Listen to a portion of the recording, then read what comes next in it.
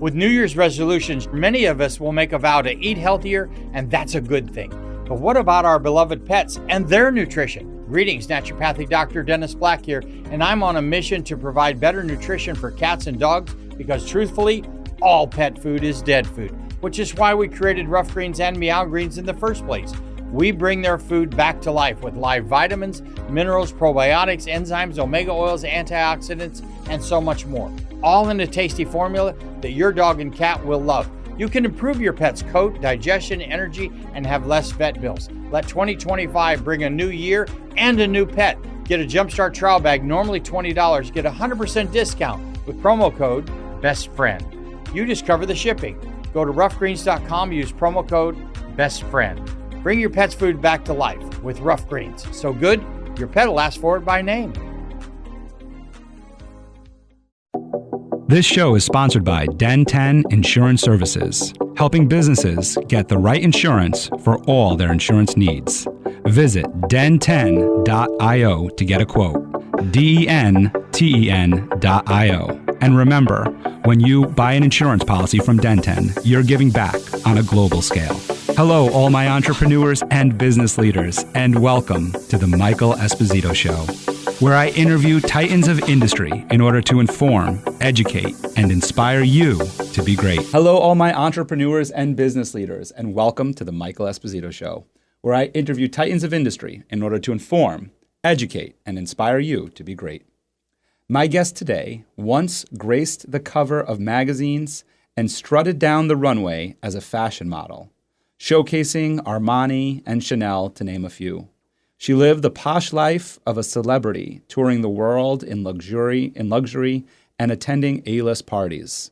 Yet, she was left with an empty feeling. One day, upon returning from a party, surrounded by her luxurious lifestyle and 300 pairs of shoes, she decided this was not the legacy she wanted to leave behind. It was at that moment she picked up a book on Buddhism, Awakening the Buddhist Within, and had a spiritual awakening. She set out to live a more meaningful life and became a Buddhist monk or nun. She lived in Tibet for 3 years and soon became a Lama, a spiritual teacher. Today, she has taught mindfulness and meditation at the Harvard Business School of Women, Oxford University, the Rubin Museum, and even the United Nations. She loves abundantly, gives generously, lives wisely, and knows that we are all interconnected. Please welcome Lama Aria Drolma. Welcome. Thank you, Michael. It's lovely, wonderful. Thank you for inviting me to your show. I am honored to have met you, and I remember specifically the day that we met. It was at the Grinnell Library in Wappingers, and a good spiritual friend of ours, Linda Esposito, no relation to me, which is also very incredible. We have no relationship to each other, but she invited you, and you came, and it was just so fortuitous that that day we were talking about meditation, and we were talking about awareness and all this other stuff, and you were there. Mm-hmm. And you were actually leaving, I think, the next day yes. to guide a group in New York City on meditation and mindfulness. Yes. And so that was the very first time we met. And from there, we've met other times. And I soon learned your story and couldn't wait to have you on today. So this is exciting for me. Thank you. I'm really excited to share my story with you, Michael. Thank you. Yeah. So let's take this. This is what I think the magazines have reached out to you for. I have 3 different magazine articles in front of me and so many more. And part of what caught my attention, outside of course, your dress that you wear today, but what caught my attention was when you told me that you were once a model. And I remember when you said it to me, and my first reaction was, cool. Like, okay, you were a model, not thinking much of it. And not to downplay it in any way, but just, we all have past lives. And then you showed me pictures, and I went, whoa, wait a second. And then you sent me the articles, and I went, whoa, wait a second. And so I think the intriguing question, and I think why so many reporters reached out to you to learn about your story, is you weren't just a model on the cover or in a newspaper article, which nothing wrong with that, but you were a top-notch model, and you left that world for a life of simplicity. And so if you could help us, one, see the contrast of the world that you once lived in, or the person you once were, and you even had a different name, and share with us that story of who that person was and what she lived like. And then we're going to get into who you are today. And I think that it'll be a wonderful experience for everybody to hear all of this. Oh, absolutely sure. Thank you. So I have to go back to my childhood here. So I was born in India, and I was born in this beautiful little district called Coorg, and it's called Kodagu right now. And it's so beautiful. It's called the Scotland of India. But in the map of India, it's almost like a dot. Sometimes it doesn't even exist in the map of India. But I did go and study in Mysore, and then went to college in Bangalore, and went to Bombay, and I won a beauty contest there when I was 17 years old. It was an intercollegiate beauty contest. So Bombay for you is like, just for a, it's almost like, Bangalore is also a beautiful city, but Bombay is that metropolitan, like a New York City. And you go there from Bangalore, and you're competing with all these fabulous women from Bombay colleges. It was an intercollegiate musical night and film award night. With New Year's resolutions, many of us will make a vow to eat healthier, and that's a good thing. But what about our beloved pets and their nutrition? Greetings, Naturopathic Dr. Dennis Black here, and I'm on a mission to provide better nutrition for cats and dogs because truthfully, all pet food is dead food, which is why we created Rough Greens and Meow Greens in the first place. We bring their food back to life with live vitamins, minerals, probiotics, enzymes, omega oils, antioxidants, and so much more, all in a tasty formula that your dog and cat will love. You can improve your pet's coat, digestion, energy, and have less vet bills. Let 2025 bring a new year and a new pet. Get a Jumpstart trial bag, normally $20. Get a 100% discount with promo code BESTFRIEND. You just cover the shipping. Go to roughgreens.com, use promo code BESTFRIEND. Bring your pet's food back to life with Rough Greens. So good, your pet will ask for it by name. And I won this beauty contest, and my whole world changed 180 degrees. I was actually 17 years old. And I got modeling offers, I got movie offers, I've got a stage, to play on the stage, a play offer, and I also got an offer to join the airlines. And at 17, my mother was really wanting to marry someone from my own community, like have an arranged marriage, your daughter's all taken care of, in that notion.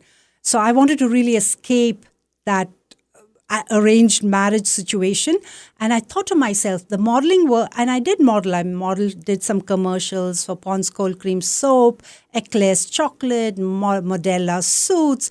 And one of my first modeling offer was for Forhands Toothpaste. It was a lot of fun. And so what I did was I joined the airlines because I was only 17, 18 then. I wanted to travel the world. I wanted to go and live in Hong Kong because that's where I was based. But when I went, and we were just 13 of us who got hired for Cathay Pacific. There were like 3,000 girls who showed up for that interview, to join the airlines. And it was, but what was wonderful about joining Cathay Pacific was it was a life learning. We got to learn everything. We got to learn how to deal with people. We got to learn about food, cheese, wine, all aspects to life. And then we traveled around the world. But when I joined Cathay Pacific, even there, they would take me to do some modeling events, in the sense when we went to, say, we opened a new route to Switzerland, they would take 10 different nationalities because we had 10 different Asian nationalities, like, say, Singaporeans, Malaysians, Chinese, Thai, and I was Indian, so we were 10 different Asian different nationalities. We would go to Switzerland and we would put on a wonderful show, And all our uniforms were designer uniforms. So we would do a modeling show, and then we would do, they would showcase the culture of Hong Kong, the food, the places. And they would also ask me to do calendars for Cathay Pacific. Long story short, I landed in Manhattan. Now, this is where it gets so interesting. So remember, I told you I was born in India in that little spot. That was my dream when I was a little girl. I wanted to be a model and I wanted to be in New York City. And that was such a far-fetched dream because, my Coorg, where I was born, it's like a dot in that whole map. And so when I did land up in Manhattan, I wanted to be a smart woman because I wanted to have a career because modeling life is very short. So my first job was at Bergdorf Goodman, the most fabulous exclusive department store in Manhattan. And I also became an in-house model there. And then soon after, I got a lot of modeling offers, and I was the face of Majanga handbags, accessories, and so on. Yes. Well, you went through that very quickly. Yes. Oh, my goodness. There's so many questions I have for you. The first I have for you here is, you mentioned this was a dream when you were a little girl. Mm-hmm. So prior to entering this beauty contest, you had already dreamed of being a model. Yes. Actually, I had many dreams because I just thought for some reason in my heart that I could do anything I wanted. I don't know how I got those thought process. But you see, in India, we are very, very respectful to our fathers and our mothers' wishes. They wanted me to be in that box where they wanted me to be a doctor. And my stepfather was a very famous criminal lawyer, advocate. He was an advocate in India, and he wanted me to follow his footsteps.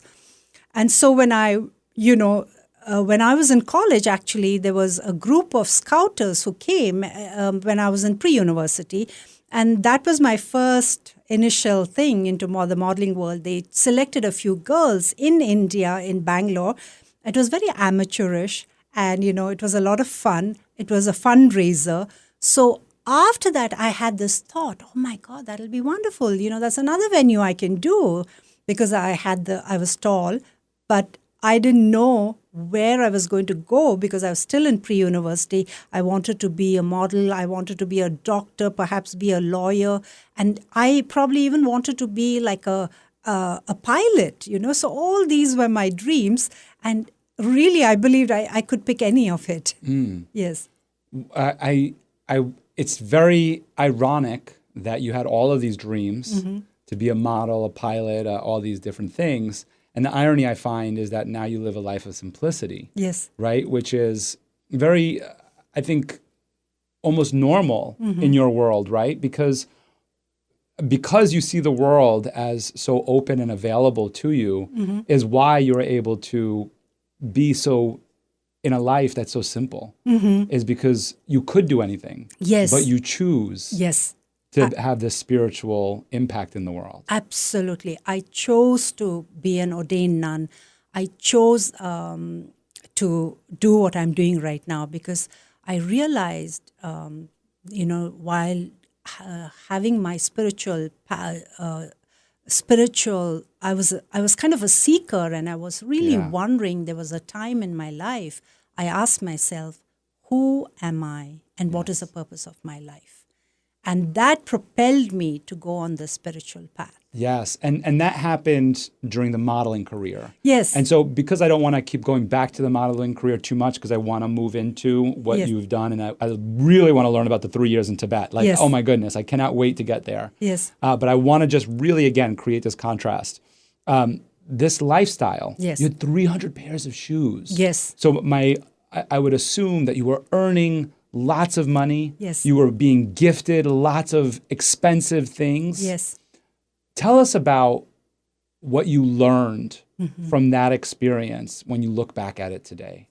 Okay. So just to give you a little more of this modeling world in Manhattan, it's like the pinnacle coming to Manhattan and continuing your modeling journey. So what happened to me was, a lot of contacts I had made in Hong Kong or, even in India, when those designers would come to India, to New York, they would hire me to do their runway shows. And like I said, I was the face of Majanga, accessories, and I did a lot of runway shows and so on. And I remember 2 months me being in Manhattan, just to give you what the lifestyle was. By then I had made a lot of contacts worldwide. I had a friend in Australia who was a journalist, and he called me from Australia and he said, Aria, we are going to Monaco because the Princess Ira von Furstenberg, she's passed away now, she's having the object collection. They were like beautiful arts, and she was showcasing it in Monaco. And we're going to be in this event, and I want you to come as my friend because he could bring a guest with him. And we will be having 3 European prince royalties, 3 Middle Eastern royalties, and there'll be a lot of beautiful people, all the European society people. So I would like for you to attend. And we'll just make you as the Indian princess. But the important thing is you got to wear your 6 inches heels. I want you to look very dramatic and glamorous, So this was 2 months, me being in Manhattan. So I did fly to Monaco. I stayed at the Hermitage, the fabulous hotel, and then it was amazing when we went to that event. There were really royalties. There were the most famous artist, and in some of the homes, the smallest painting probably is $1 million. It was Botero. And I said, oh, this is great. I can absolutely get used to this lifestyle, So modeling has many aspects to it. And having that kind of a lifestyle, we are flying here to Rome, Paris, meeting friends. It was very normal. And then one day, I went to this very exclusive party, and I come back home, and I was taking off my makeup. And as I was wiping off my makeup, I was staring naked, with my no makeup face in the mirror. And I said, who am I really? And what it was by then, it was just going to another party after another, and after you come back home, you've forgotten what you did, 2 days ago. And it was that moment where I said, who am I? Who am I? What is the purpose of my life? Because exactly, I was also now going back. I was looking at my mother, who had passed away when she was very young, like she was 52 years old. And when we went and opened her closet, it was filled with shoes and saris that as though she was going to be living for 100 years. And I said, if I die, the thought of death came into my mind. I said, I'll be dead, lying in these 300 pairs of shoes and clothes that had still tags on. What a life, what a wasteful life. And, look at the carbon footsteps I'm leaving, because, every time you go and have even a sandwich, there's papers and the clothes, and it was such a useless world, it was so useless. And I really went back into thinking about Mahatma Gandhi, Mother Teresa. Look at what they contributed to the world, and I would be a dust. With New Year's resolutions, many of us will make a vow to eat healthier, and that's a good thing. But what about our beloved pets and their nutrition? Greetings, naturopathic Dr. Dennis Black here, and I'm on a mission to provide better nutrition for cats and dogs because truthfully, all pet food is dead food, which is why we created Rough Greens and Meow Greens in the first place. We bring their food back to life with live vitamins, minerals, probiotics, enzymes, omega oils, antioxidants, and so much more, all in a tasty formula that your dog and cat will love. You can improve your pet's coat, digestion, energy, and have less vet bills. Let 2025 bring a new year and a new pet. Get a Jumpstart trial bag, normally $20. Get a 100% discount with promo code BESTFRIEND. You just cover the shipping. Go to roughgreens.com, use promo code BESTFRIEND. Bring your pet's food back to life with Rough Greens. So good, your pet will ask for it by name. Zilch, nothing. And that was okay. But I didn't want to live that life of waste and No, it had no meaning. It had become empty, all these parties. It was not giving me any happiness or joy. It was just becoming cumbersome to do all the dressing, go there, and the falsity, nothing was genuine. You don't really have any true friends, it was all air kisses. You could see that clearly. Nothing, and believe me, I enjoyed all the aspect of it, but there was a deeper picture in the sense of who am I and what is the purpose of my life? Am I going to continue living like this? So useless. Yes. And those thoughts. Those were the thoughts. Permeating. And there's a couple of different ways that you could have gone. I know that spiritualism was a part of your family at a very young age. Yes. And that's one aspect which obviously you grasped to. Yes. But the other one is there was an entrepreneurial side to you as well with handbags, yes? Yes. From what I understand, you had a handbag company that you had started. Yes. Actually, I was modeling. I was the face of a Majanga handbags, and that was somebody else's company. I was just a model for his accessory. But what I had started was my own clothing line. Clothing line, yes. Yeah. And, because I wanted to wear all the hats. I was a model. I wanted to be a fashion designer. I wanted to learn advertising, marketing, all aspects of it. Because you could do anything. Yes. I really thought I could do everything, So I had a fashion line that sold at all the museum stores, at the Philadelphia Museum Store, at the Rubin Museum, at the Newark Museum, because they're so well handicraft. And I was also, those days, I was thinking, okay, maybe I need a little change. And those days, Dubai was the happening city and everybody was moving there. And I was thinking maybe that's something I would probably want to go and see, have a career there, have my fashion designing business there. But it was the New Year's resolution in 2008 to go and really go to a mindfulness meditation session, because when I looked back when I was young, it was that spirituality, that foundation, that meditation that we did in a home that gave me the stability, So I said, why not go and explore that and get that foundation back again? Because there was too many it was too distracting in Manhattan. There was too many things going on, but there was really no happiness, that inner joy was gone. So you were looking for the stability and the inner joy, and that's what led you to the spiritualism. Yes, and it was that question, who am I? What is the purpose of my life? That propelled me deeper. And that was when I went to, literally to Rubin Museum. They have a bookstore there, and I picked up this book. And the book is The Awakening, the Buddha Within You. I think it was by Surya Das, the most amazing book that led me to, I understood there are Tibetan Buddhism and there are lineage. So I went and Googled everything, and I started going to this mindfulness meditation class in Manhattan, Upper East Side, where it all started. My spiritual journey started. So you were still modeling while doing this all. Yes. So I was just coming to do my once a week meditation class. Right. But within 10 days, my teacher from here, from this monastery, came to New York City, Wapincha Falls, came to New York City and gave us teachings on Buddhism. And there's something called in Buddhism, you take refuge, which means that you really take, you're saying to yourself, I will practice the Buddhist teachings. Like when you go to college,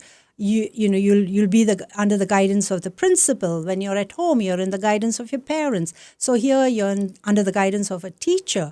So he came and gave the initiation, and then I started going to meditation class, and there were nuns from here, ordained nuns from here, who would come there to teach once a week. And then there was that spiritual realization that I'd found myself, that I found what I'm seeking, and it was so grounded, it was so centering, and I felt such a sense of purpose. And I started coming to the monastery here and volunteering, cooking, and doing all kinds of things that, really gave me more joy than all, traveling around the world, because I had done it all there. When you think back of the little girl, and you think that you could have done it all, one of the choices that you made and ended up seeing manifesting was to become a model. Was becoming a nun, a Buddhist nun, or a spiritual guide in any way ever part of one of your thoughts? Absolutely not. Not even in my furthest dream. But one day, I remember when I was in school, I must have been 9, 10 years old, and I remember very clearly, it was a physics class, and the teacher was teaching us physics, and I asked her, she asked us, do you have any questions? So I put my hand up and I said, do you believe in God? And everybody died laughing because it was not a physics-related question. And then she turned around and she said, okay. And then that started a conversation. Who do we want to be when we grow up? And for some reason, by now I'm in India studying in a Catholic school. So we went to Catholic boarding school and we embraced that tradition of praying to Jesus, Mother Mary, because Hinduism is such an open tradition that there is no harm for us to go and incorporate, pray to Mother Mary, because it was a Catholic school run by Irish nuns. And it was a boarding school. So here, in this physics class, she turned around and said, who are you going to be when you grow up? And I put my hand up and I said, I want to be a nun. But the whole class literally laughed and rolled down because I was the most mischievous student as well. They didn't think so. Here I was the games captain and so on, in school. So that also was a part of spirituality that I embraced. And, we would read the Bible. There was a nun, a beautiful nun. She would say, okay, if you come into my room and, organize my room and clean everything, then you get to sit here and read all the Bible and everything. So we would go and sneak into a room and read the Bible because they were all in beautiful format. And I remember that as well. That's interesting.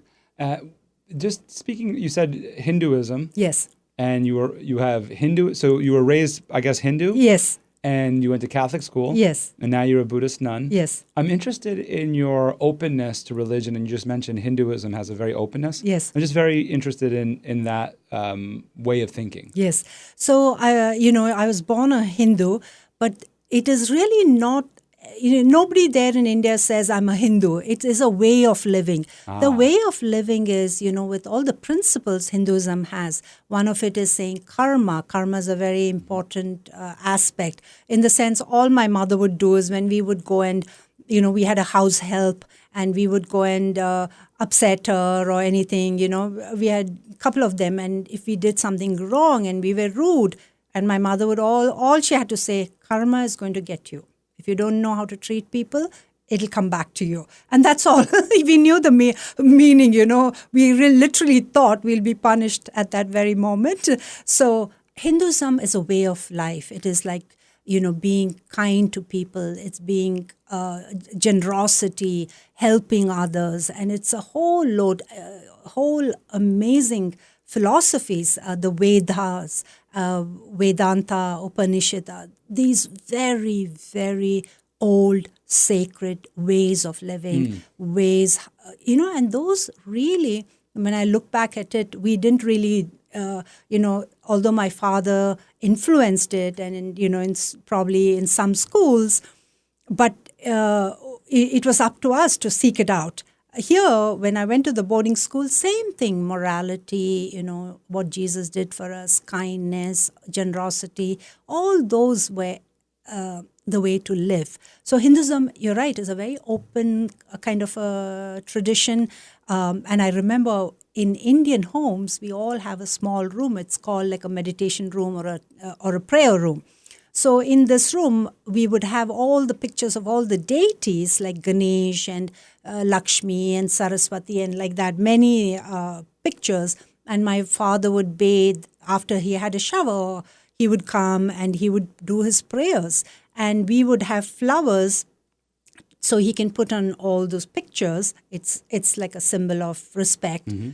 And when we went to the Christian school, when we came back, we brought pictures of Mother Mary, Jesus, and Joseph, and we just put it inside that room. And so my father came, and then he ran out of flowers because there were 3 more additional pictures. And he looked at it and he said to our help, he said, we need more flowers for this. So the next day there were flowers put on that. So it was that kind of openness, that we could imbibe in. And there's a church in Bombay where on Wednesdays, this church is apparently believed to be very sacred and everybody's wishes come true. So guess what? That whole church is filled with Indians. And, so there is that openness, there's no that you can only do one tradition. And that's why I think spirituality became such a big part of our culture, because there was openness and there were so many different aspects, different ways of thinking, and so today it is a place where everybody travels to India to seek spirituality and to, for the seekers, they still go there because it's a place of spiritualism. And the irony is, I had to travel 3 continents, come to America and find my Tibetan master as an Indian. Yes, I was thinking about that, how you ended up going back to Tibet. Which actually here in Dutchess County. Oh, so did you travel to Tibet at all? No. No, you didn't. So this is so I misunderstood that. So, Michael, the tradition is Tibetan Buddhism. The monastery is Tibetan Buddhism. Tibetan, okay, yes. I understand. So I did my 3.5-year retreat program here in the Tibetan Buddhist retreat. Okay, and we're going to talk about that in a second. I want to just touch now, just staying on the topic of this open spirituality. Yes. But you also studied Catholicism. Yes. And I grew up Catholic. Yes. I consider myself more of a spiritual person today. I guess I identify as Catholic because that's how I was raised, and I haven't. With New Year's resolutions, many of us will make a vow to eat healthier, and that's a good thing. But what about our beloved pets and their nutrition? Greetings, Naturopathic Dr. Dennis Black here, and I'm on a mission to provide better nutrition for cats and dogs because truthfully, all pet food is dead food, which is why we created Rough Greens and Meow Greens in the first place. We bring their food back to life with live vitamins, minerals, probiotics, enzymes, omega oils, antioxidants, and so much more. All in a tasty formula that your dog and cat will love. You can improve your pet's coat, digestion, energy, and have less vet bills. Let 2025 bring a new year and a new pet. Get a Jumpstart trial bag, normally $20. Get a 100% discount with promo code BESTFRIEND. You just cover the shipping. Go to roughgreens.com, use promo code BESTFRIEND. Bring your pet's food back to life with Rough Greens. So good, your pet will ask for it by name. I'm not part of any other religion, yes, like a Buddhist or anything, but yes. I don't pray to a God anymore, I guess. I don't view my spirituality that way any longer. And it's interesting because I've said this so many times on my podcast, and it's probably because of the Catholic guilt that I've received over the years of, is there a God? And I better believe in God, and I better believe in Jesus and all this other stuff. And this is where my question is coming from, is that growing up Catholic, it was embedded in me that there's one God, one creator of all, that Jesus Christ was his son and is also part of him. And that, not that it was sinful to worship, well, I think it is. Yeah, it is. It's part of the 10 Commandments, I think, yes. to only worship one God, yes. right? And so therefore there is no outlet to other religions. I guess growing up where I grew up and also in the time that I grew up, I was able to see other religions. I grew up in a Jewish area and also Catholic area, so I saw other religions and a little bit of a mix, but not tremendous. Obviously a big contrast to where I wasn't able to just jump into that one, right? But what I'm saying is there was a lot of constraints. Yes. There are yes. a lot of constraints yes. in the Catholic religion. Yes. And so you are Hindu yes. and you are going to a Catholic school yes. and you have Irish nuns, yes. which again, in my upbringing, are the utmost of Catholicism, if not maybe just a notch either above or below the Italians. Correct. Right? So I don't know which one is worse in terms of like strict yes. philosophy on Catholicism. Yes. So where my question lies here is, how now do you go to this Catholic school, but also bring in the spiritual mindset of praying to these other gods? How is this taken by them? Yes. So you see, these Catholic nuns, they came to India, like, they spread everywhere, all around the world. Missionaries, yeah. Exactly. So they were in India, and in Mysore, this was the convent called Guchabat Convent in Mysore, and we had a church in the school, which was such a beautiful church. And we would go to Sunday masses and everything. The only thing was we couldn't take the Holy Christ, the white, the host, yeah. the host. But we were very encouraged to go and do the novena, the prayers, attend Sunday masses, all that, which we loved. And I was also in the chorus, singing Christmas carols and so on. But see, because I was born as a Hindu, they accepted, because all the students they had were from Hindu families. There were probably a few Christians. So they accepted that we all came from Hindu families. And we could also, while we were in the school, we had to, abide by the rules, and we could go to church if we wanted. Were they trying to convert you, No. though? No. Yeah. Okay. And that was the funny thing about India.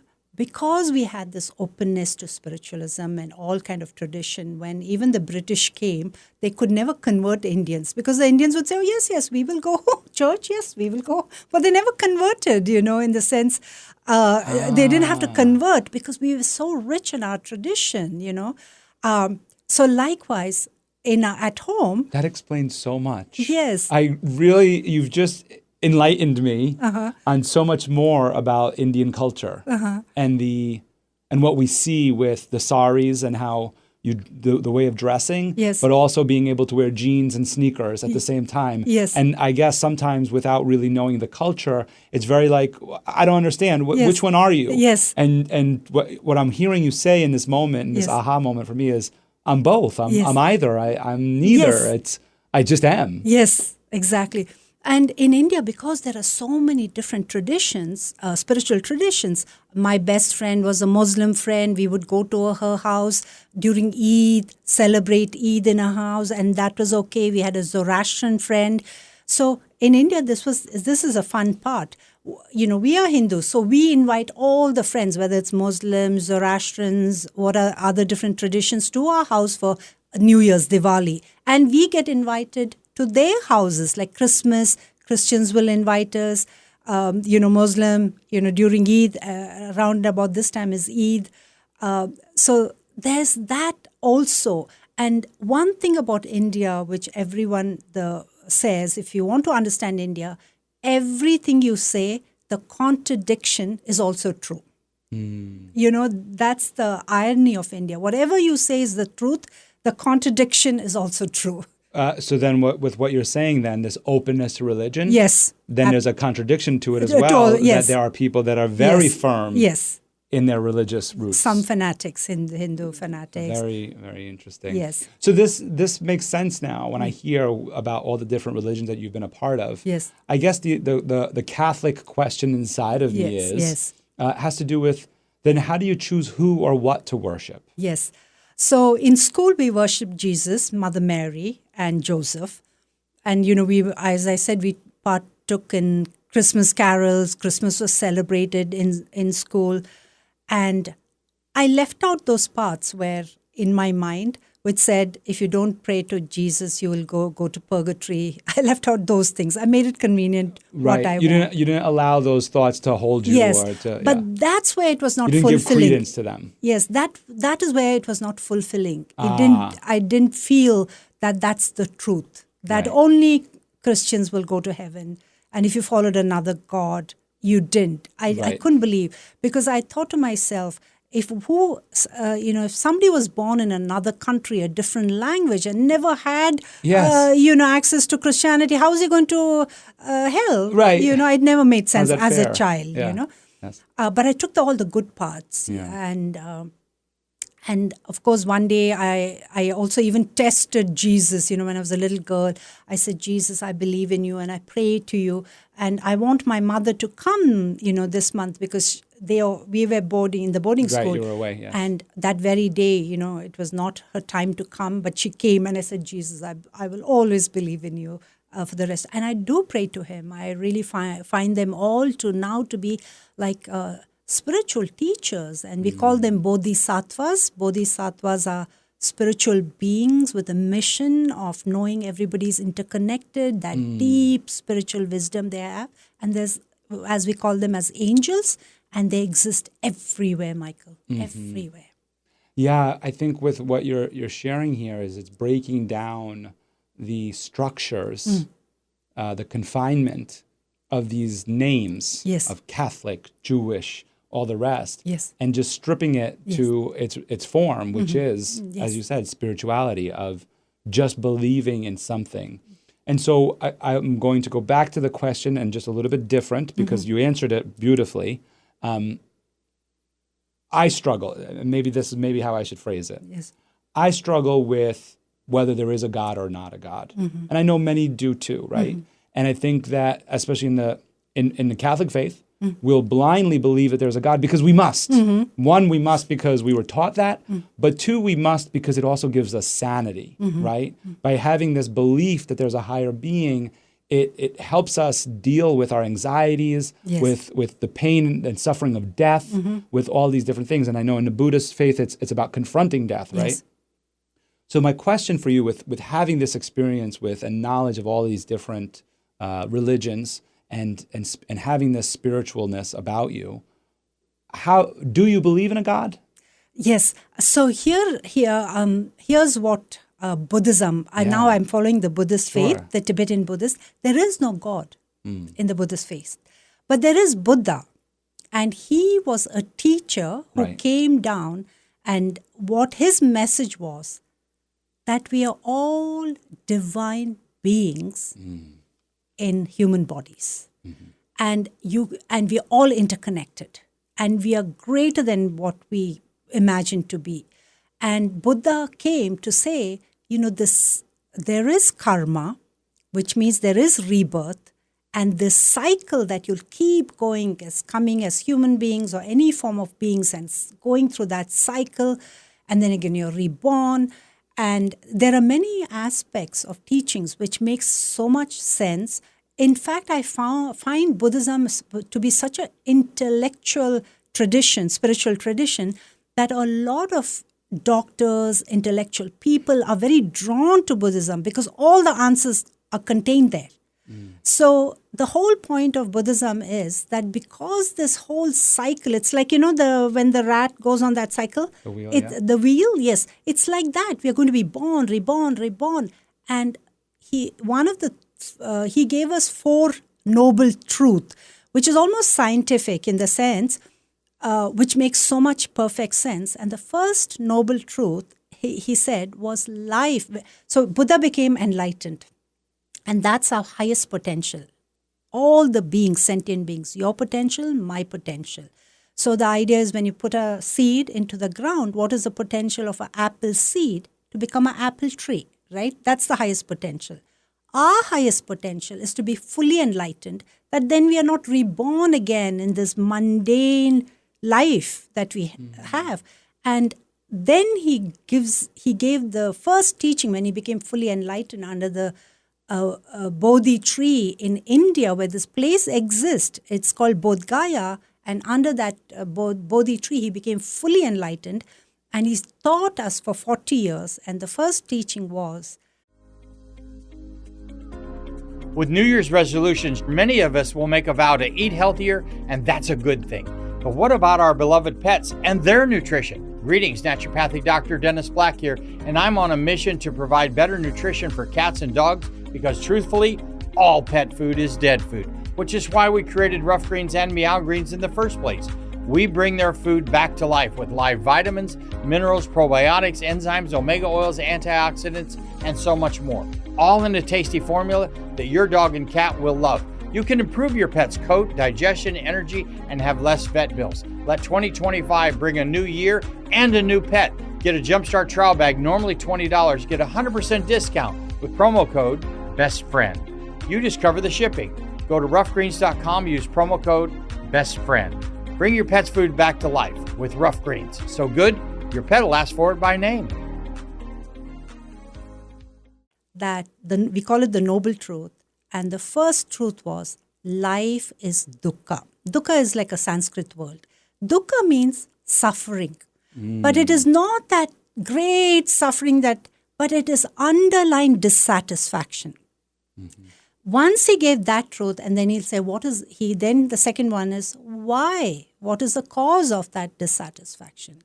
and then how to, erase those causes, and then how to live your life. He gives us the path. So in that, can you imagine how pragmatic, it is to give us that path? So that's why, for me, scientifically, Buddhism makes so much sense. And then he teaches us in that path, one of the things is he gives us in the path how to be patient, generosity, meditation. And then if you look at where all your dissatisfaction comes, it all comes from your mind. So he teaches us how to train this mind with mindfulness and meditation. That's why when you see some old Buddhist monk who's up in the Himalayas, he probably doesn't have much to eat, but he's the happiest because he has trained his mind. I like how you describe the karmatic way, because I think very often, it's taken completely out of context of what karma is. Oh, yes. And the rebirth of things. I would love if you could maybe describe it a little bit further for everyone of what karma maybe means in your definition of it. Yes. Karma basically means for every action, there is a reaction. And that's what it is. In fact, karma is so rich and also complicated that Buddha didn't speak a lot about it. He said, these are the practices you do. And you know that there is rebirth. Even sometimes, if you were born and you have black hair and gray eyes or, all distinctive, we'll say, oh, that is karma. And then there's sometimes it says, look at your life today and it'll show you what you did in your previous life. This is the karma of your previous life that you were born in all these situations, So it really makes perfect sense, because sometimes when, which no other tradition gives me the answers to this, I often question, what did a child do that it went through so much difficulties and it died suddenly? A child, it has done nothing, but how many they've done some horrific things to a child and the child has died. And that is the explanation that makes perfect sense, that because of the past karma, sometimes the child is born saying, I'm going to take out all those negativities. Let me born and go through all that and take out my karma. And so, as I said, karma is your actions reaping this action. What you did, what your actions bring forth all these actions. If I have to say something like that. Yeah, I know it's a little bit difficult to say, but I guess I need a little more clarity, I guess, on the child one, right? Yes. So just to try to understand or reflect back to what I heard. In the karmatic situation, I think I kind of understand it. The child one kind of maybe confused me a little bit, and maybe everybody listening, that's why I want to clarify it, is maybe what happened for me in a previous life yes, is the experience that is the effects, the cause. Yes. I'm living out today. Yes. And I can understand that. Go ahead. Yes. And I want to add something. See, the way we see life, you and I, with our all these six senses, it is a delusion. Really. It is not the truth. In reality, if there was an alien who could see through your body and mind and through everything, if there was such a thing, when that person, the alien sees your body, what are you? You're basically atoms, neutrons, space, and that's what I am. And so is the whole universe. So in that level, we are so connected. Okay, that not to confuse you, it's not related to the karma question you asked. But what I mean by karma is all the actions we've done. It is reaping in life to life, right? Another thing, for us, we don't understand it because we die and then we are reborn. But in another sense, there is a saying, there is no time. There is no space as we see it, because we see, the sunrise. We see the night. Those are changing, the changing of the day, elements.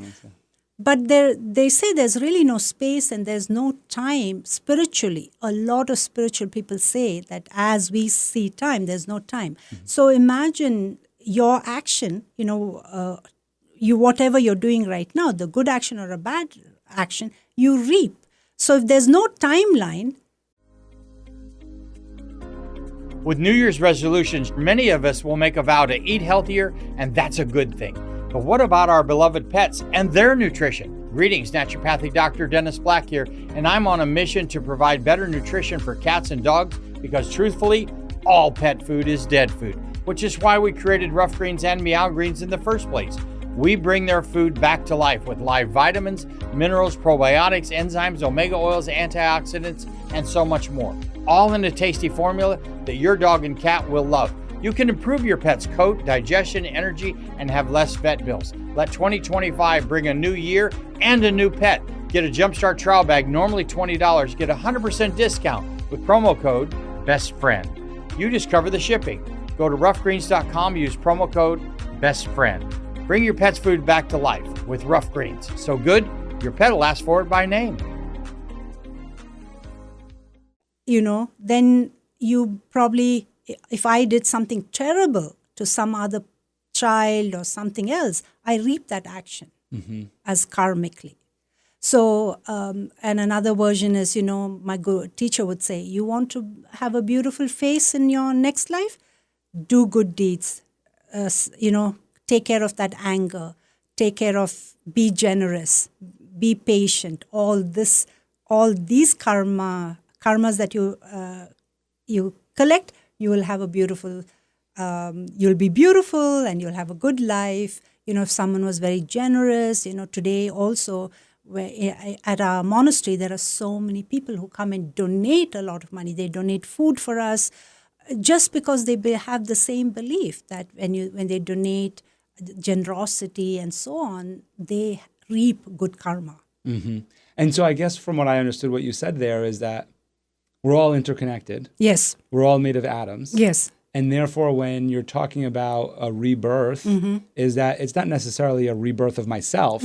It could be a rebirth of many people. Correct. Of many different past lives that are coming together in these atomic bodies that are now this child or this adult. And therefore, there might be some that come together and was an issue or whatever it was. Yes. And I won't go further there because I don't want to turn this into anything where it becomes a debate, not between us, but for anybody. And I don't want anybody to feel uncomfortable. That's not the purpose of my show. Because it's a very, very deep subject. It is very, very deep. Yes. And so I want to add to this of one of the learnings that I've received, not from any spiritual teachers, but like from more of the personal professional development teachers of like Tony Robbins and Brendon Burchard and so on, is that life happens for us. And so when I think about what we're talking about here with the karmatic ideas and the rebirth of things, is that everything that's happening that we think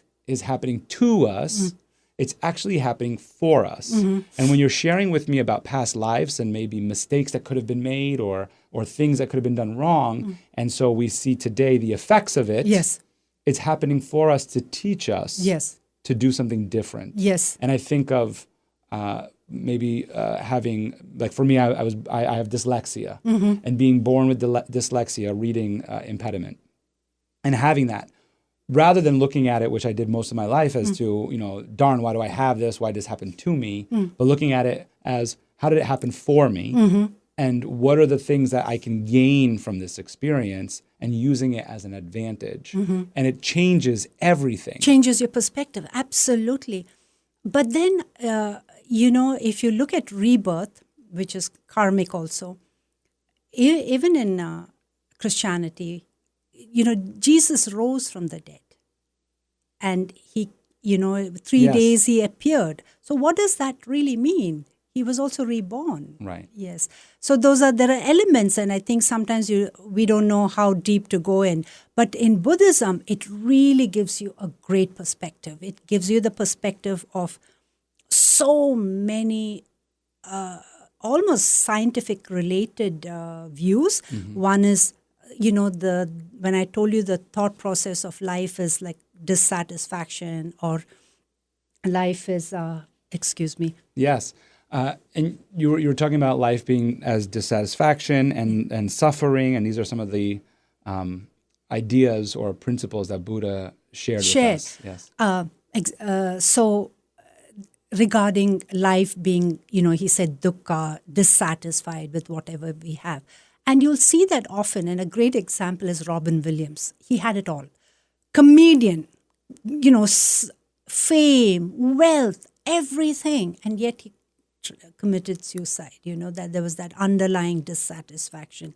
We're never happy, like even in our own lives, we'll see we want a new car. The minute we get the new car, it's just satisfactory only for a week, even the best. And then we want something else.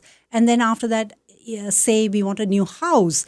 And, we'll get that fabulous house. Then we want to add a wing to it. Oh, no, the neighbor's house looks better.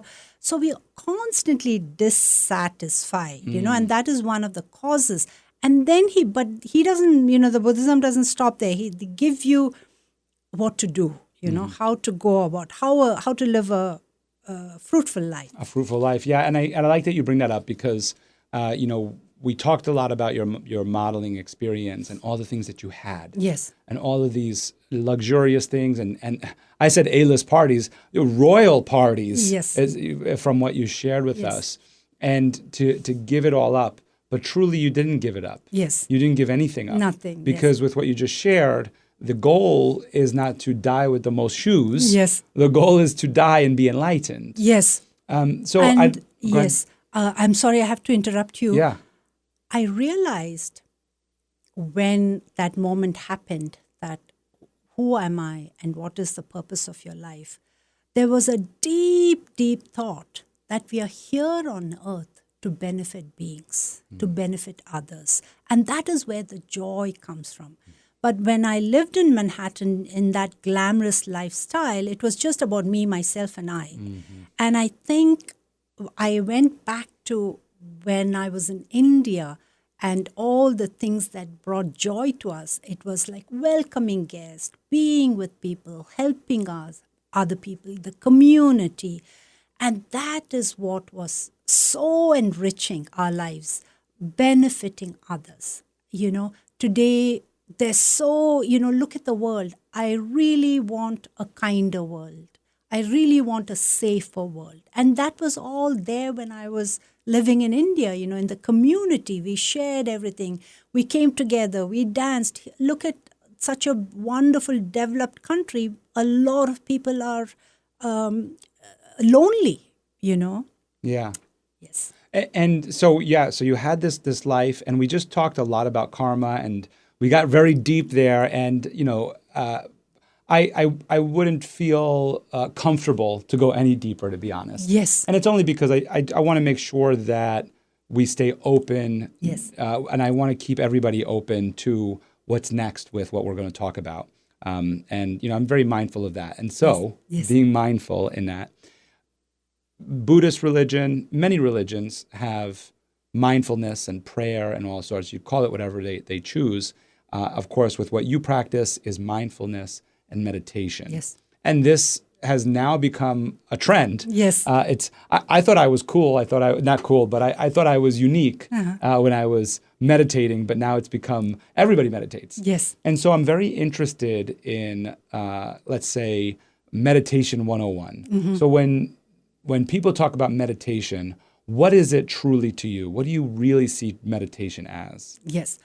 So to me, if you really look at where all your anger, your dissatisfaction, your depression, your stress, where does that come from? It really comes from our thoughts and from our minds. I'm just pointing out here, but it's our thoughts and from the mind that, we can never, our minds are like a monkey mind. Every time one thought to another is jumping and jumping and jumping. It's so stressful, and there is no space in your mind to enjoy your life. You're in college, and then you have that pressure to get married, and the children comes, and then you have to work hard, and then while you're working, you die. Do you know that they questioned people who were dying and said, "What are your regrets?" And some of the regrets is we didn't spend much time with friends. we worked too much, all the regrets. So coming back, why has mindfulness and meditation become important? Because now there's so many scientific research that when you do meditation, you calm your mind. You can then, that anger that can come so quickly, and then you go and react and you do such destructive things. You can subdue those thoughts. Yes. You can let go of those thoughts and live life mindfully. And Michael, I really want to tell you something about mindfulness. I looked up certain research, and there were all these Ivy League research that they had done studies and mindfulness. Do you know there was pages and pages and pages of mindfulness, even to describe mindfulness? It gave me a headache, really. But you know how simple mindfulness is? Have you ever taken a mug of coffee from the coffee or the tea from wherever, from the kitchen, and you filled it to the brim? Now you want to bring it to the desk, and you're slowly bringing it to the desk where your computer is, and you put it down and you said, it didn't spill, right? That's mindfulness. Yes. Absolutely. Where were you mindful? You were mindful that your cup doesn't spill, So very carefully you brought it here. That's mindfulness. Yes. Now, what if you're mindful in all areas of your life? We are automatically mindful when we drive, right? What when you go home and you see all the scenario that triggers you, and if you're mindful, like if you just had something to tell yourself, calm down, Michael, it's okay. Your house is a mess today. I walked in, the dog is running all over, or whatever, it triggers us. That's okay. That's okay. So mindfulness is that, when your anger arises, you're going to be mindful. You're not going to react. That's what mindful teaches. And as I explained with that mug, you're just going to be mindful of your mind, what's going to come, how, if the anger comes out, you can say, I'll let go. And what is meditation? Meditation is different than mindfulness. It really helps you to calm your mind. And when you're doing formal sessions, you'll understand the thoughts are just coming in your mind. That's what your mind does, Your mind is to think. We don't stop the thoughts, just like we can't stop the waterfall. But what we're going to do is we're going to let go of that thought. With New Year's resolutions, many of us will make a vow to eat healthier, and that's a good thing.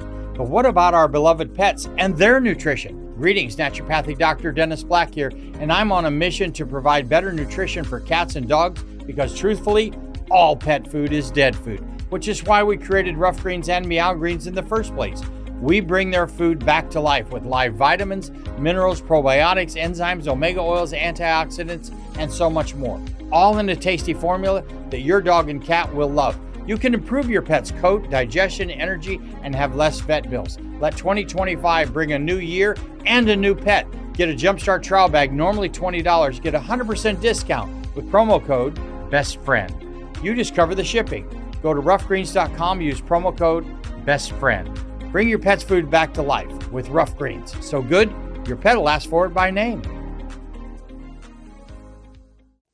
Then the wisdom comes, because in the wisdom in the Buddhist tradition, they say that the mind is as wide as space itself. Has anyone measured space? We cannot, right? Your mind is as big as space itself, but you have narrowed it because you don't understand that. And through meditation, through a formal practice, it's experiential, you can make your mind so spacious. And there's a very simple example I can even give you right now. I can say, okay, Michael, can you visualize this room? And yes. Can you visualize your house? Yes. Can you visualize the city you were born? This room, your house, the city you were born. Can you visualize the best movie? What is your best movie you went to? Titanic, everybody saw the movie. I'm just thinking, Sure. It ages you also. But you can bring to your mind this room, your house, the city you were born in, and the movie Titanic. You may not do it from the beginning, but you can get the whole part. And then you can go further down. What if you were an aerial View. pilot, like you could go from every, the whole aerial view to the earth. You can bring it to your mind. It can fit in your mind space. And you can try at home. You can bring 3 movies into your mind. That's why you can recall everything. But yet we'll say, no, I can't. I can't deal with this. My mind can't take it. But that's a lie. So we don't know all the truths. These are experiential. So with meditation, it's that, when the thought comes, you're going to let it go. And then it's a practice. Like, you haven't, most of them say, I don't know how to meditate and so on. And I say to them, did you go to the gym and get that fabulous body in one day?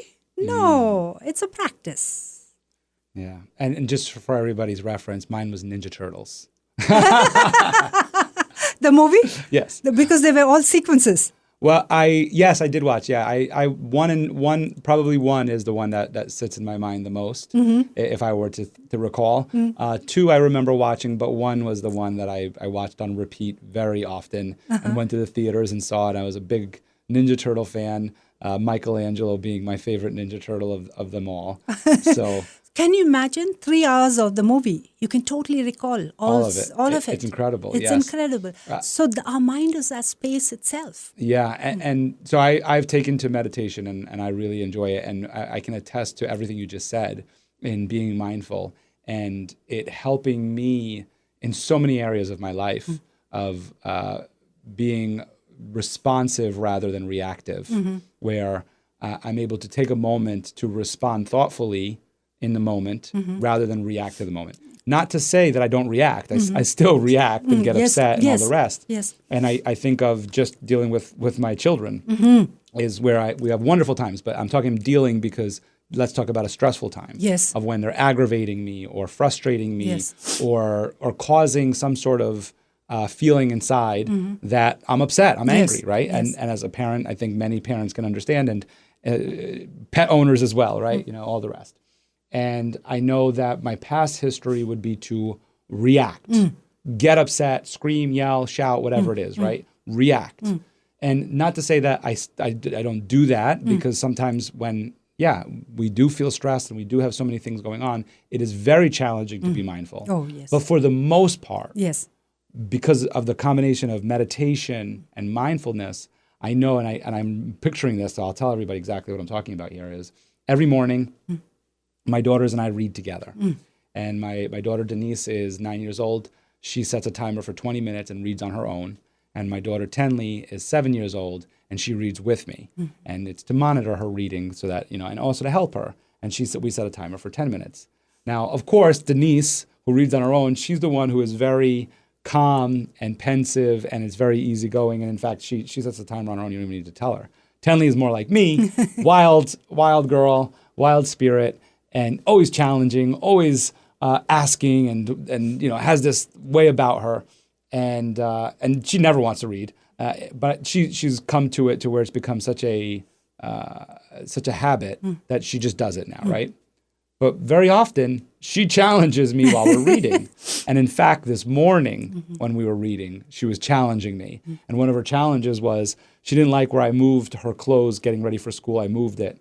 And that started it. And then the way she was reading was she was upset with me. So now she's reading differently. So now we're having a talk. But what I'm getting at here is I noticed myself getting very upset with her. I felt it. I felt the anger in my chest. I felt myself getting frustrated with her and wanting to shout at her and say, enough. Close the book, slam it shut, and say, I have had enough. And I've done that in the past. It's the truth. I've done that in the past. But more often now with meditation and mindfulness, I'm able to go through my mind and think of, if I'm able to stay quiet for 20 minutes, just stay quiet for 20 minutes, then I could stay quiet for 3 minutes here with her. And if I stay quiet for 3 minutes, she's going to move on and I'll move on. Yes. And this moment will pass. Yes. And that's exactly what happened. Yes. I was frustrated and it passed. Fabulous. Now she continued to frustrate me. Yes. And I continued to stay in that moment. Yes. And then I reached my point. Yes. And I think many parents know what I'm talking about. I reached a point. That was Yes. it. She was still doing the action that was causing my frustration and anger. Yes. And it was because she was upset with me about whatever it was, right? Yes. And again, I had the option to slam the book shut and say enough is enough. Yes. I didn't do what I did previously, but what I did do was I closed the book. And I said to her, all right, Tenley, you're upset with me and I'm getting upset with you. Let's talk about it. I want to know how you feel right now so that we can talk it through. Because the way you're reading and the way you're acting right now, I don't like. And I'm getting frustrated. And so we had this dialogue between us where I shared with her that I'm frustrated with her, I'm upset, and it's going to a place that we're not going to like. And I had her share with me her feelings. And this isn't to tell people how to parent in any way. What I'm speaking to is I put into practice the meditation and the mindfulness. And it was like, it worked like a charm with her. Wow. She turned around and she said, you know, I didn't like how you moved my clothes and I was upset by it. And I said, I'm sorry I moved it. Here's why I did it. We talked about it. And at the end of it, she still was like a little upset. And I said, Tenley, you can choose to be upset right now and continue reading upset. Or you can choose to read happy and be happy. I said, I forgive you. Do you forgive me? She said, yeah. I said, I forgive you and you forgive me. So I'm happy. You can choose to be happy right now. She goes, oh, okay. And then she did it. And it was like amazing. Yes. And I'm sharing this because this is what I'm seeing play out for me in my experience with meditation and mindfulness is it's helping me be a better person, but also be a better parent, You I did believe. fantastic. Amazing, Dad. It's wild, right? You need a gold medal for this every day. It's Well, I don't do it every day. so challenging, you know. But what you did was fantastic as a father, you know. Who gives you a manual that, you know, here's a manual, you have 2 daughters all coming to that age of, you know, where we get frustrated over things. You did fantastic. That's wonderful what you did. And this is where meditation is so helpful. But perhaps, Michael, I was thinking of something. Michael, what I was thinking was there are different aspects of meditation. And the 85,000 teachings of Buddha, it's all about mind training. Can you imagine? It's about mind training. So the 3.5-year retreat program I did was mind training, but it is experiential because you can't read from books. One of the other form of meditation is when you're with, to me, my mantra is live intentionally. And what I mean by that, Michael, is in the mornings when we get up, what do we normally reach out to the phone? And then it's so tempting to go to Instagram and see how many likes I have, or YouTube, or whatever we do. And that sets the mode, the mindset for the day. You know, that anxiousness. Instead, I'm saying you have to be as careful with your mind when you're taking a drive to another city. You know, you'll look at all the whole map and you'll say, okay, this is where I have to stop. You're not going to go and say, oh, let me just go to this lane, this lane. That's, you know, where you're going, putting your mind all over.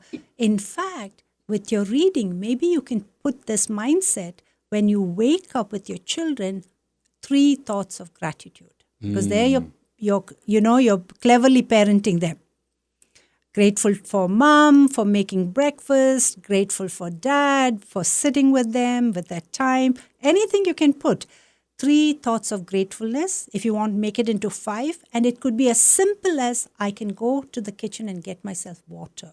How many children, how many people in the world can say that? Not many. Second, 3 thoughts of thankfulness. Anything it could be. Oh my God, look, I can breathe the air. And then you can say, let's see, you know, and now I'm a big fan of simple things that make you happy, which is look at the flower that's blooming. And I go to this Adams market and I look at all the plants during winter. I'll touch the plant, look at the leaf, and I feel so joyous with these simple things. So teaching them simple things can make you joyful in the sense you don't need that big gadget. When you make that into a habit, everything we do is a habit, literally. You make it into a habit, you are very quietly teaching them, you know, gratefulness, thankfulness, Simple things that can make you happy. Yeah, it changes everything. We actually do many of these practices that you speak about because I follow a lot of these teachings, and that's why I say so often that I'm more spiritual than I am Catholic in any way. I don't follow the Buddhist faith or any specifically, but I follow more of this idea of gratitude, and my daughters follow suit, and I find it to be much easier too when they're upset about anything is, what are you grateful for? Or be great. When people say be grateful for what you have, they don't know what they're grateful for. Yes. But if you ask them, what are you grateful for? Now I can go back to that and say it to them. While I appreciate the what you shared with me in terms of being a great father and all that stuff, I do want to say that there is also imperfections in it all. Absolutely. Right?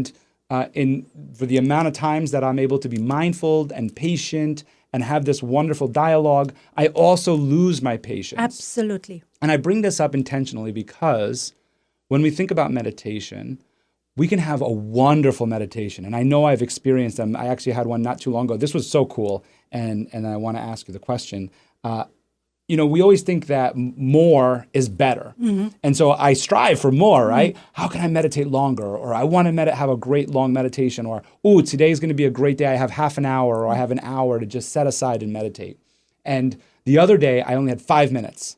But I said, I want to meditate before the session. I pretty much do it every day. I said, I want to meditate before the session. I only have 5 minutes. I'm going to do it. And can I tell you, it was one of those that I'm going to ask you about we're going to talk about. It's where my alarm went off, and it was as if, when you say there's no time, it was as if, whoa, where did the 5 minutes go? Yes, 5 minutes is a small period of time. But normally, you know what? I do planks every day where you hold your body weight up. 3 minutes, you feel 3 minutes. Yes. Every second that goes into 3 minutes. Yes. But this 5 minutes was like that. And I was like, whoa, it was the best meditation. And so I feel that so often as beginner meditators, now I've been doing it, I want to say 2 years, 3 years now from when I had first learned. As beginner meditators, that's what we want. We want to get that every time. That meditation where the mind was totally blank and clear. But the truth is that we're not perfect. Yes. And the truth is that we have more often than not, the monkey mind. Yes. And so I want to ask you in this moment, what do we do when we experience this monkey mind where we know that we can't prevent the thoughts from coming in, but it is uncontrollable. They're flooding our minds. Yes. What do we do in these moments? Yes. And I know yours was like a 3-part question, and one part to tell you, it's okay, Michael, if you're not perfect. Right. Because as human beings, we, according to the Buddhist tradition, we are already divine beings. That's what the Buddha's teaching. We are already Buddhas. But we are just taking out all the onions to see that that's divine being within us. And it's okay if you're not perfect. Nobody is perfect. Being a human being is not being perfect. Right. And that's being okay with it. So when you are with your children, this little example you gave that you were getting really, or getting pulled into that, because remember, we are all interconnected. Our energy, we only think it's the energy with speech. It's also speechless energy, that you're picking up on. And so one of the things you can do is when you are in that midst of that anger clash to yourself, you can say, center yourself. This is a cue you're giving yourself. Center yourself, Michael. And you can put your hand like this and say, center yourself, Michael, And then you can, if it is unbearable, you can say, it's okay, Michael. It's okay. This too will pass in your mind. And then there's another powerful meditation you can do. It's not only just calming the mind. It's called the compassion meditation.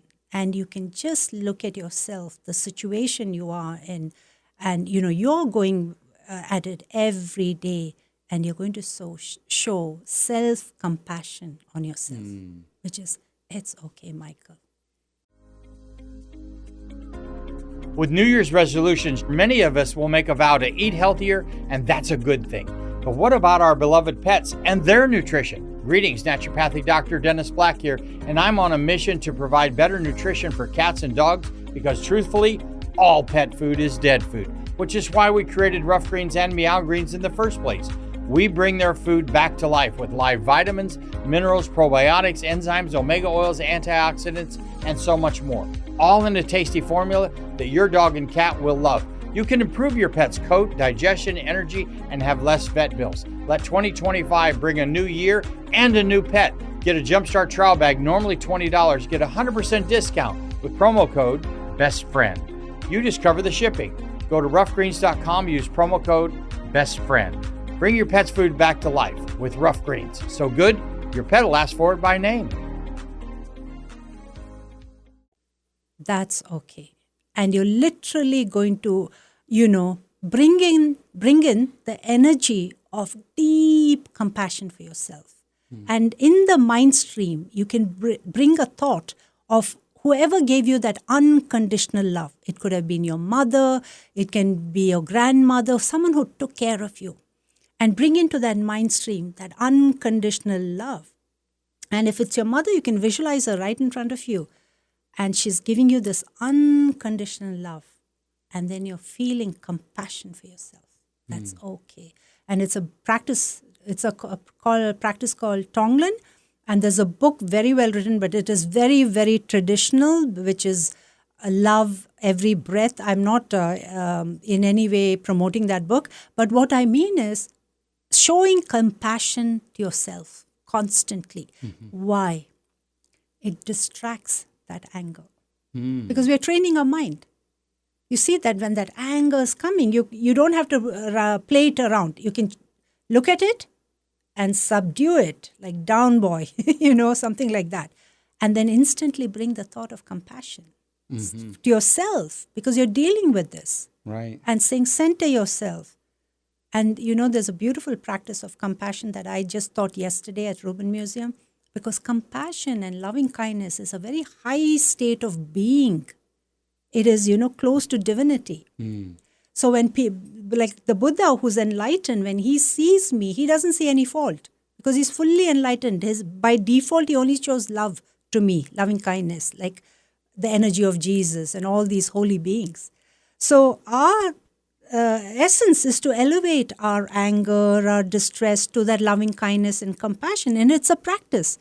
So this beautiful practice I taught yesterday about compassion was this is like when you meditate, right? You sit and meditate. This is another way to meditate, that you visualize yourself in front of you.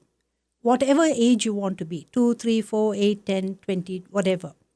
And then you see this beautiful white light. And this white light is unconditional love. Somebody must have loved you unconditionally, and then taking this light of unconditional love and sending it to yourself who's facing you, filling yourself with light. That minute the light touches you, you're transformed. All your anger, everything is gone, and you're filled with loving kindness and compassion. So these are all meditation techniques we do to practice when that person is like going about, you're saying to yourself in your mind, I have to be centered. I have to be centered. And if you fall into that anger thing, that's okay. You can come back again and show compassion. And all this is a practice. And it's so important, Michael, to teach your children gratitude, thankfulness, all those, when I go back to my childhood in India, we were never depressed. Oh my God, we were hungry all the time. But never depressed or stressed or anything. We were young children. Why? Because when we went to school, even though I went to not a Christian school. I think the first school I went was not very Christian, but we all had to wear the same uniform, all white, red ties and all this. So everybody is the same. Nobody's wearing Nike, Adidas, I'm this. No, we're all the same. The first school, it started with prayers. And the prayer were very well said. I'm going to be a kind person. I'm going to be a good, things of that nature. It was in prayer. But here in America, it's unbelievable how many children are depressed. And we are in a developed country. And, today's newspapers, Americans' highest case of suicide with men. How can it, young people, How can it possible? So we have to strive as a father, mother. It's my own responsibility to myself. I can't say, hey, what are you doing? I want a kind world. I want to say we have to work towards a kinder and a safer world. And it starts from families, fathers and mothers and schools. And the intention. And there are so many kind people, Michael. Today also, I cannot tell you how blessed I was. Because I wanted to come in time for your show, I had other things to do. So I rushed to have breakfast, like brunch, quickly at one of the Wapanjid restaurant. And there was an old couple who came to sit next to me. And, the man was so gentlemanly. He made space for his wife, who was very old. And then he had to get to this side, and it was all crushed. So he managed to pull his chair, and I was sitting next there. So I moved very graciously and I said, do you want help? Because I wanted him to sit comfortably, the older man, because I know he can't pull the chair and all as fast. And he was so gracious, and he looked at me. And then we had a small conversation after that, because he thought I was alone, and I did. And then he said, you are alone? I said, yes, I'm a nun, and we've been alone, in the sense not to worry. And he said, where? And I'm from the Buddhist church. And that's all the conversation, like with the warm. And I ate my food. And when the bill came, he chose to pay for my bill. That small words of kindness, like I just said, it's okay for you to pull your chair. You're not bothering me, nothing, And it was few words. And he paid for my breakfast. And I was so touched that, in what I did was I went and paid extra money to the waiter who served me. So it's a chain reaction, And there's a beautiful, another Italian restaurant, I think, called Santo in Fishkill. Same thing. I went and was having lunch. The person said, your haircut is very nice. And I said, thank you. Your hairstyle as well, so warmly. And he ended up paying for my lunch. And I'm going to go to lunch with you. Yes. I think what it is, we've lost that kindness, that, our own generosity, to smile. Generosity doesn't have to be to pay bills, but to smile, to be kind to each other.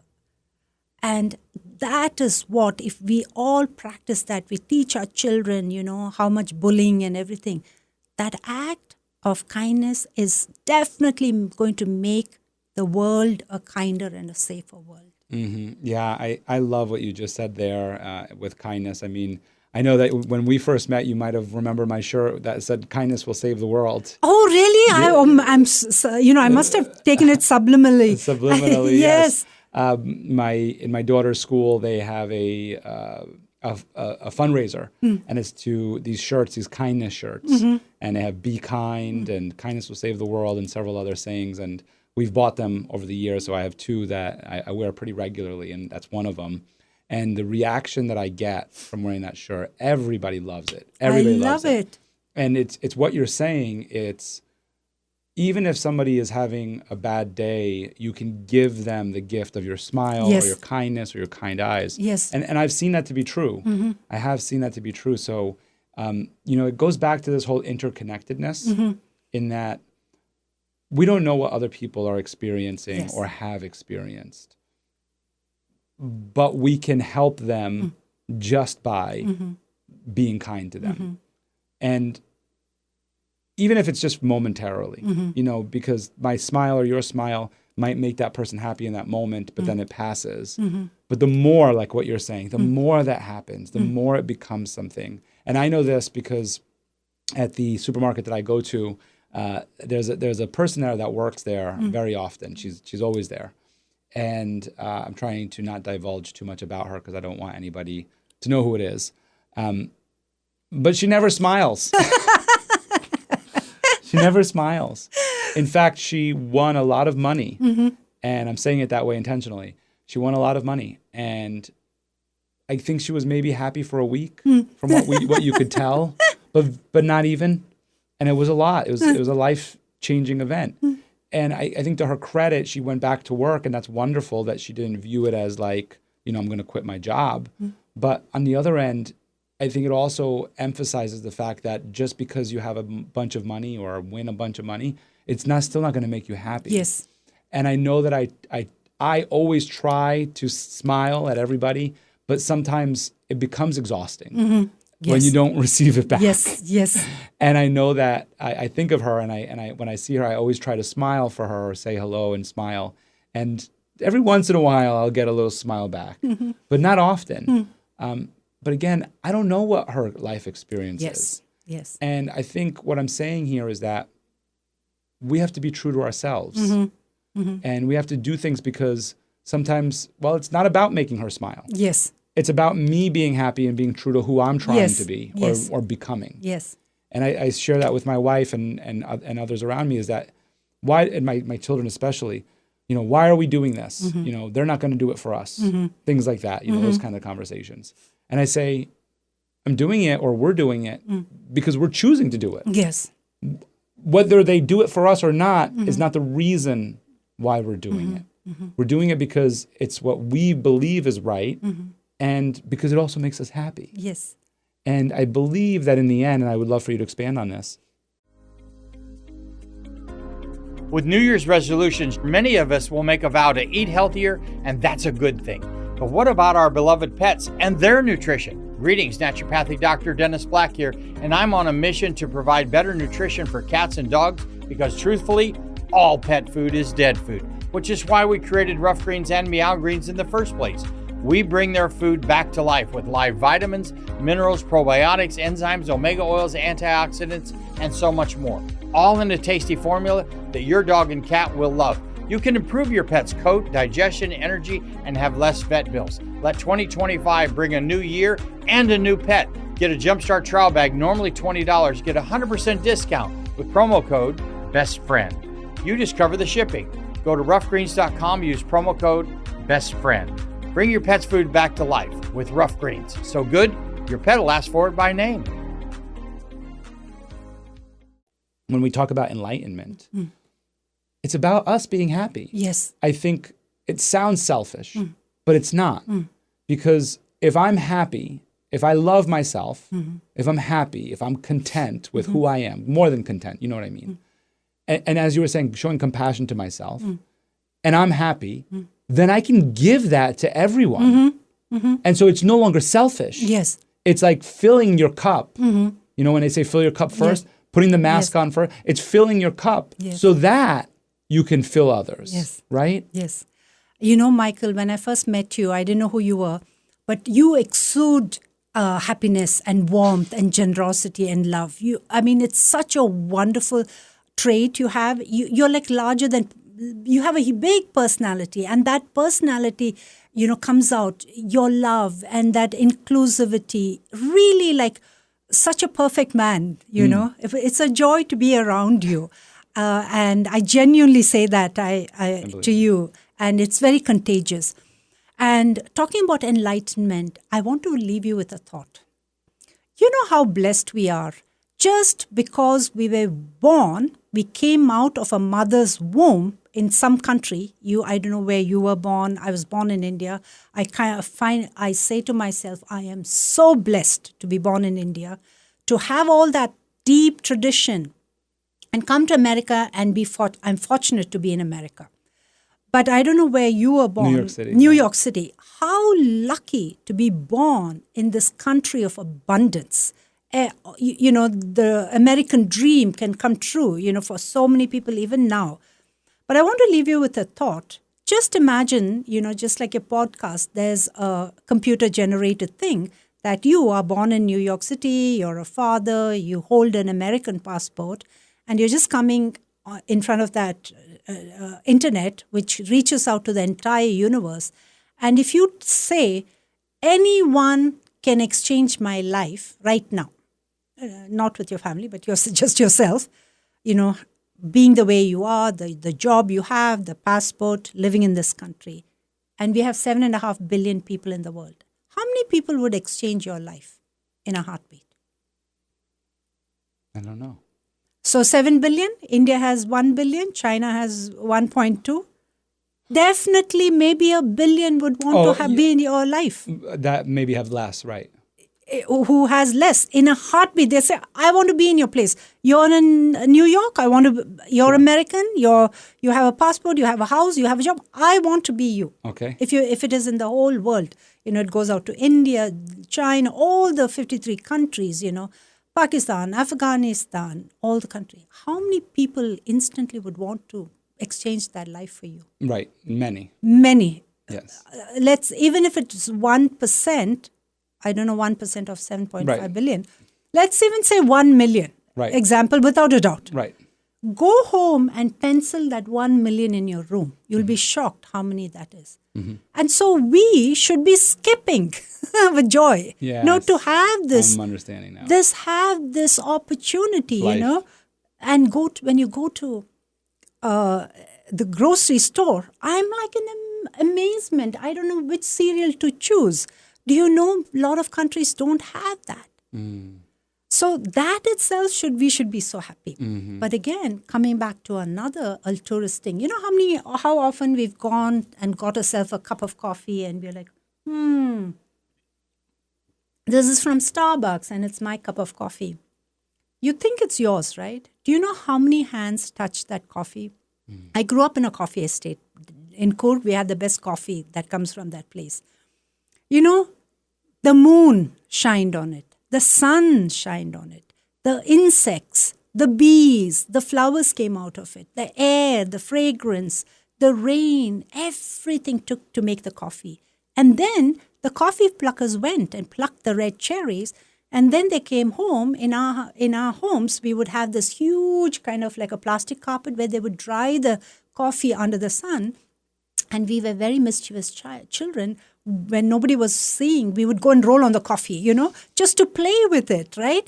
And then that went to the mill, got ground, and so many spices, and how many bags, everything it took. And then it comes to Starbucks, the powder, the few people who are making it, the water from so many sources. And then you got your cup of coffee. And how delusional that we are. We think it's my cup of coffee. Look at the interconnectedness, the whole universe, the insects, everything, the water sources, everything made that cup of coffee. That's a small example of our interconnectedness. I think it also speaks to the mindfulness. Correct. Of being mindful of everything, and then as well as the gratefulness. When you're talking about the 1 million would exchange our lives, yes. right?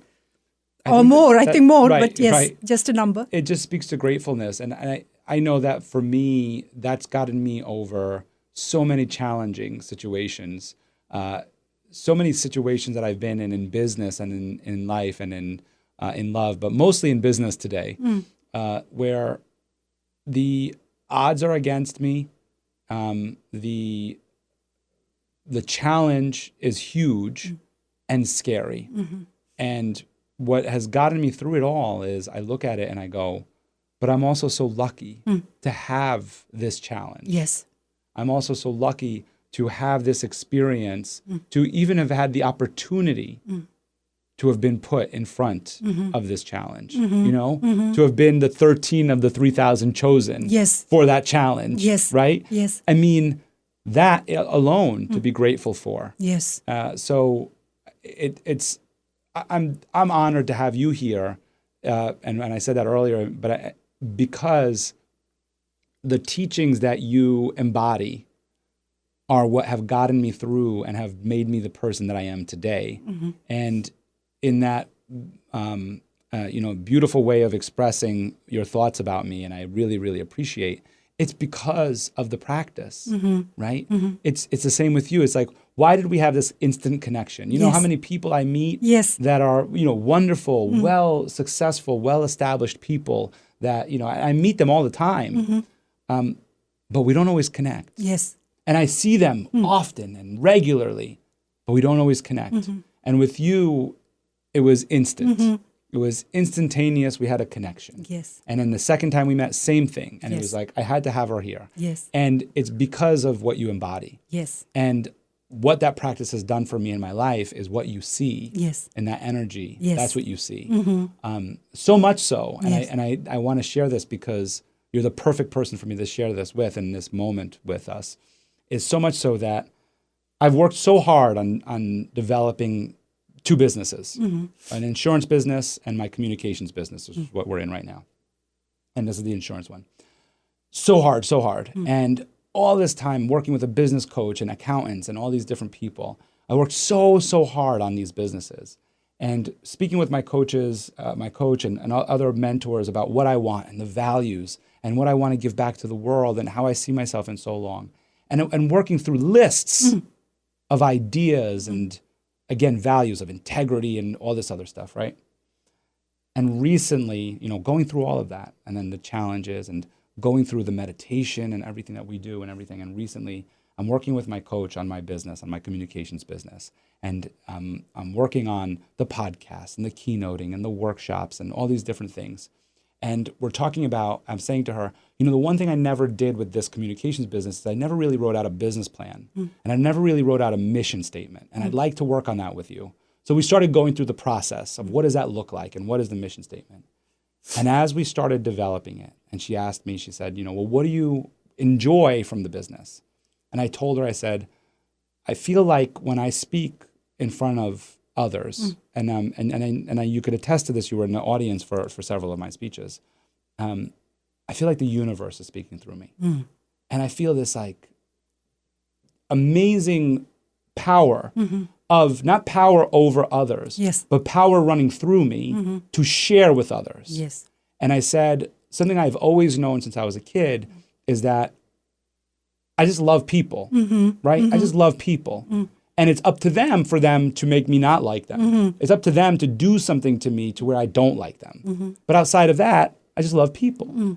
And so we developed my mission statement together, and she put me through a whole exercise. And in the end, my mission statement came out to be, I want to inspire love in others. And that's it. That's it. Lovely. I just want to inspire love in others. And so I'm so happy that you said everything you said, because that means that I'm living my mission, which is incredible. Your truth. You're living your truth, and that's what makes you so joyous. And that's what makes you, when you come out there, you just have to articulate it. Sometimes all this is lost in the articulation. You just got the sentence right. And I think that that mission, is that T-shirt your company, Kindness something? No. It's the part of the fundraiser for the school, but I have an idea for a T-shirt company to make beautiful T-shirts like that. The one you're wearing, because it just, people connect with it.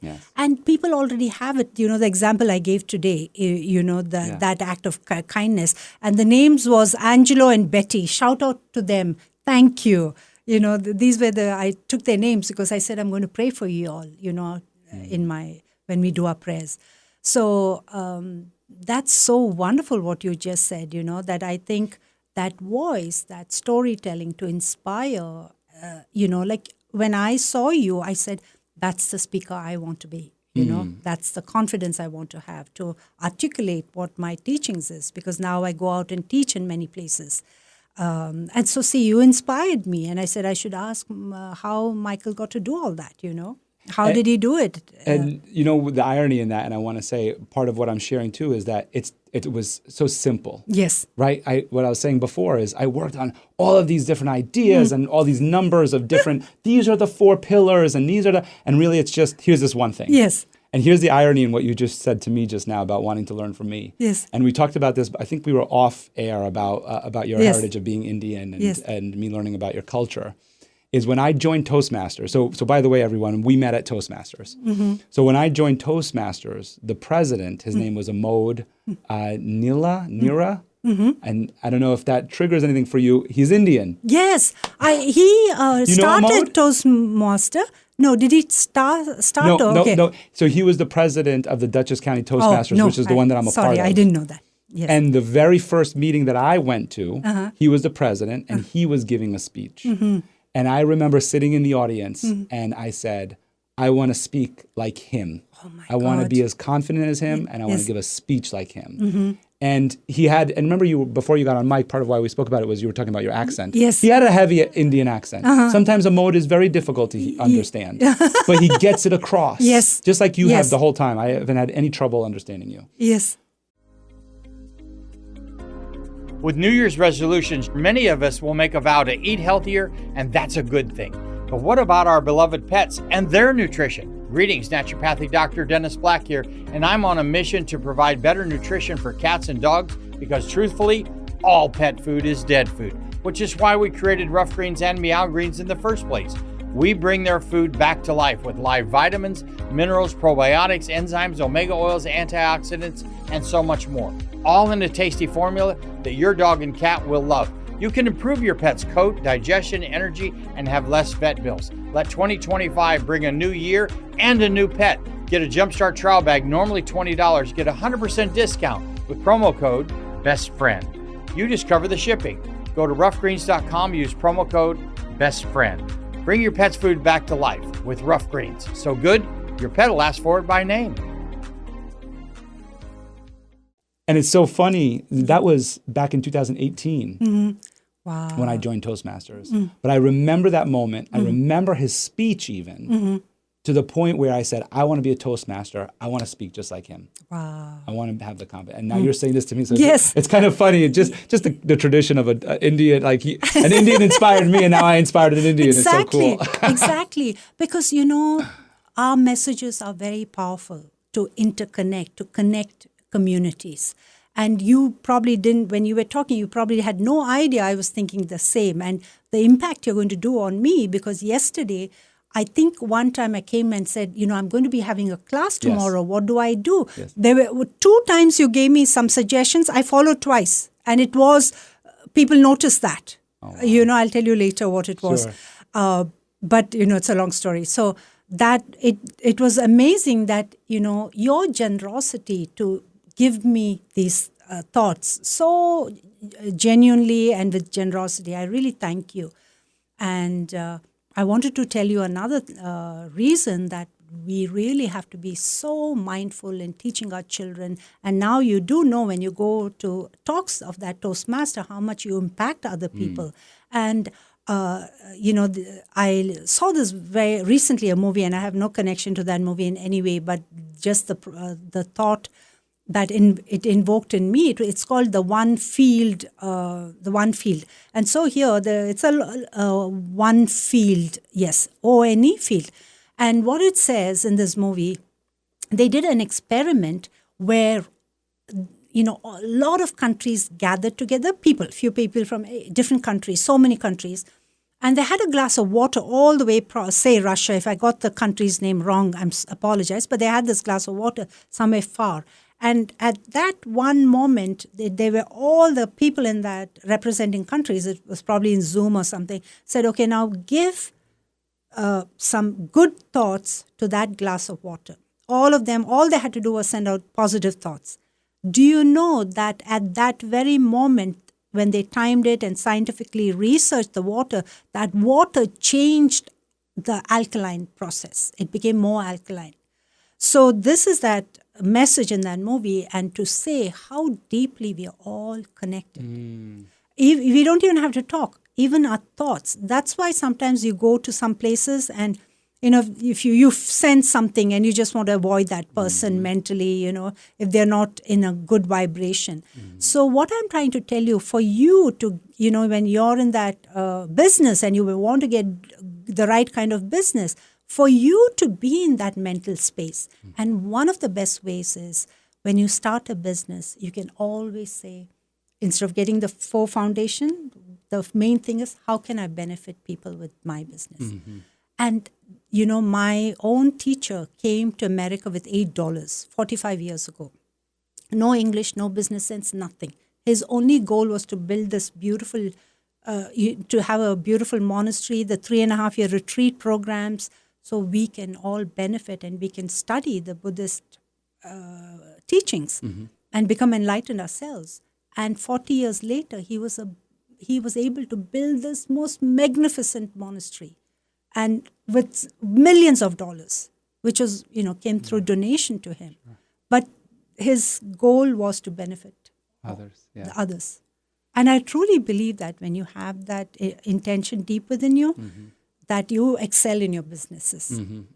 Yeah, and we've seen that with others. I mean, you mentioned Mother Teresa earlier. Yes. There's a wonderful book that speaks of I think it's a book about money, and it speaks about how Mother Teresa, was on one end dealing with the situation in Calcutta. But on the other end, she was also propped up to receive donations. Yes. And, to be able to help the people. So very, very interesting. Yes. This has been wonderful. Yes. I know that we didn't even get into the 3 years Yes. that you spent at the monastery. Yes. But you know what?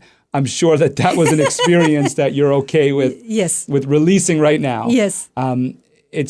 It's been, I think, both a learning experience for me to learn from you, but also a bit cathartic for me to be able to share with you. Yes, It's been absolutely. such an honor. Yes, thank you so much, Michael, because you shared so much with me, and it just makes me feel so happy that so happy that you are even taking that time and spending with your children and your wife as a family, who are then your children are going to give that back to the when they go back to school. It's such an impact you're doing. We don't even realize that. And thank you. I got to thank my wife for that, right? Yes. Because she's the one who lays down the rules. Yes.